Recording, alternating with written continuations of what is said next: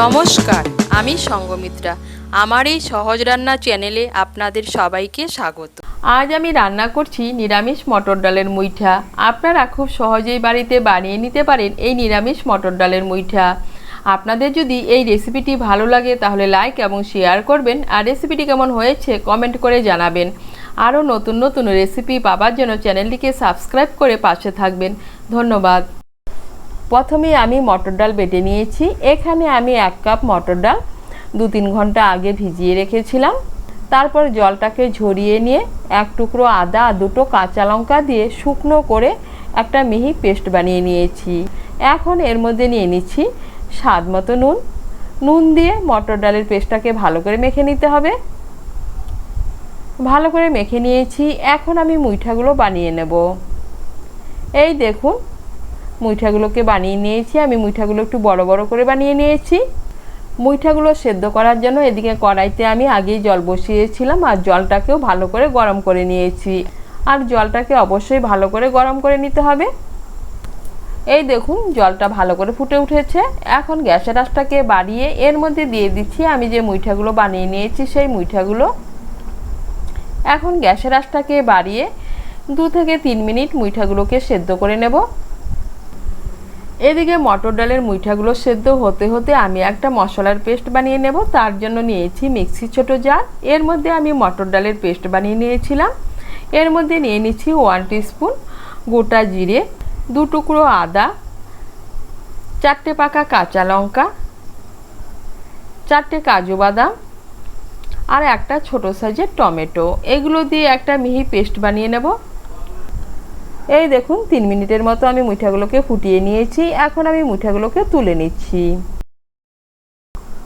এই দেখুন, মুইঠাগুলোকে আমি জল থেকে তুলে নিয়েছি। এখন আমি মুইঠাগুলোকে কেটে নেব। আমি মুইঠাগুলোকে একটু বড় করে বানিয়েছিলাম, তাই আমি মুইঠাগুলোকে কেটে নিচ্ছি। আপনারা যদি একটু ছোট করে বানান, না কাটলেও চলবে।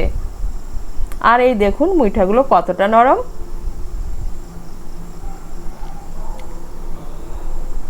এখন আমি মুইঠাগুলোকে ভেজে নেব। তার জন্য আবার কড়াই বসিয়েছি। কড়াইটাকে ভালো করে গরম করে নিয়েছি। এখন আমি কড়াইতে দিয়ে দিচ্ছি সর্ষের তেল। রান্নাটা আমি সর্ষের তেলে করছি, আপনারা সাদা তেলেও করতে পারেন। তেলটাকেও ভালো করে গরম করে নিয়েছি। এখন এর মধ্যে দিয়ে দিচ্ছি কেটে রাখা মুইঠাগুলো। এখন গ্যাসের আঁচটাকে মিডিয়াম করে মুইঠাগুলোকে লাল করে ভেজে নেব।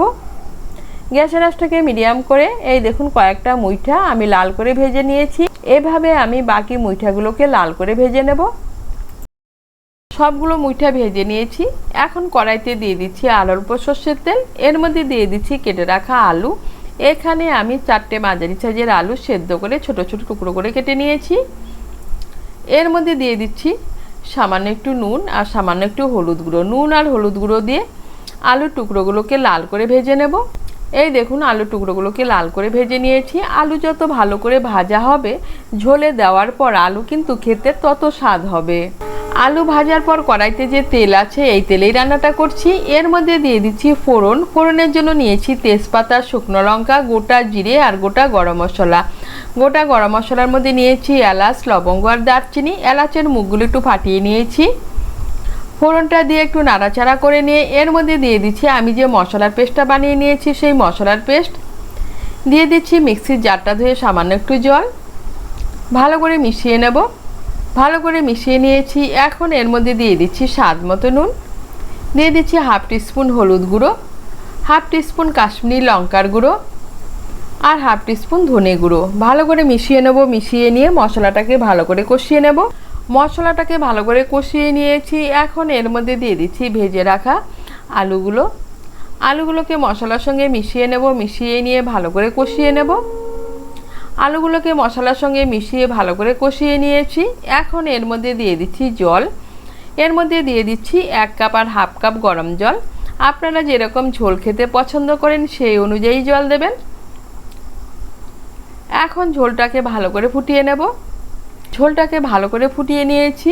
এখন এর মধ্যে দিয়ে দিচ্ছি ভেজে রাখা মুইঠাগুলো। মুইঠাগুলোকে ভালো করে মিশিয়ে নেব। মুইঠাগুলোকে ভালো করে মিশিয়ে নিয়েছি। এখন এর মধ্যে দিয়ে দিচ্ছি 1/2 টিস্পুন চিনি। চিনিটা অপশনাল, আপনারা যদি পছন্দ না করেন না দিলেও চলবে, কিন্তু নিরামিষ রান্নায় সামান্য একটু চিনি দিলে খেতে ভালো লাগে। দিয়ে দিচ্ছি হাফ টিস্পুন গরম মশলার গুঁড়ো আর চিড়ে রাখা কাঁচা লঙ্কা। ভালো করে মিশিয়ে নেব। মিশিয়ে নিয়ে আরও 2-3 মিনিট রান্না করে নেব। গ্যাসের আঁচটাকে মিডিয়াম করে আরও 2-3 মিনিট রান্না করে নিয়েছি। এখন এর মধ্যে দিয়ে দিচ্ছি 1 চামচ ঘি। ঘিটাকে ভালো করে মিশিয়ে নেব। ঘিটাকে ভালো করে মিশিয়ে নিয়েছি আর আমি এরকম একটু ঝোল থাকতেই নামিয়ে নেব।